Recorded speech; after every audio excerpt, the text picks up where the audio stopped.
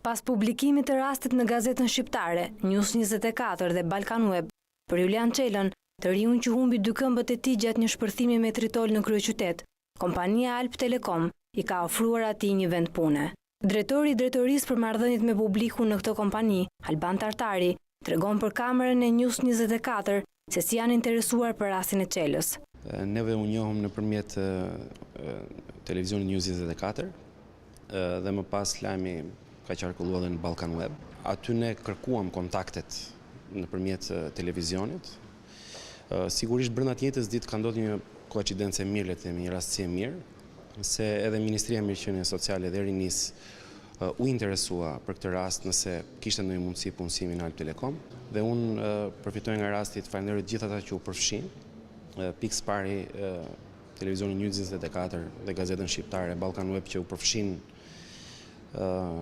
në këtë fushat për të ndihmuar këtë njeri. Drejtori i grupit ligjor dhe rregullator në kompaninë Alp Telekomit, Ervin Shpori sqaron se si e ka njohur Julianin, duke shtuar se gjatë intervistës së parë me të, i ka bërë përshtypje forca dhe motivimi i tij për të përballuar sfidën e vështirë të jetës. Është një rast që është përgjegjësi politike e kompanisë Alp Telekom SHA. Në këtë kontekst edhe rasti i Julianit nuk mund të lihej ose nuk mund të kalojë në indiferencë nga Alp Telekomi. Këtë kushte sapo njoftuam kolegët tonë të medias në lidhje me historinë e Julianit, menjëherë së bashku me kolegët e burimeve njerëzore, u mblodhëm për të vlerësuar mundësitë që kishte Alp Telekomi për të ndihmuar Julianin. Alp Telekomi ka plotësuar gjithë standardet, i kanë të ndërtuar të gjithë facilitetet për lehtësimin e aksesimit të ndërtesës nga personat me aftësi kufizuar, duke filluar nga pedana, ascensori, ambientet e punës brenda etj. Julian Çela ka nisur punë ditën e sotme në kompaninë Alp Telekomit dhe News 24 në ditën e parë të punës së tij ka udhëtuar nga shtëpia e tij deri në vendin e punës, ku janë krijuar të gjitha kushtet për Julianin.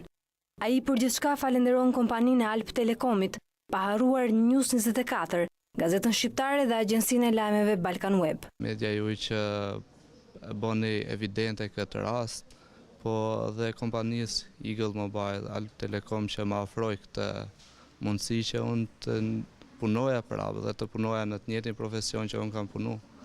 Dhe shumë faleminderit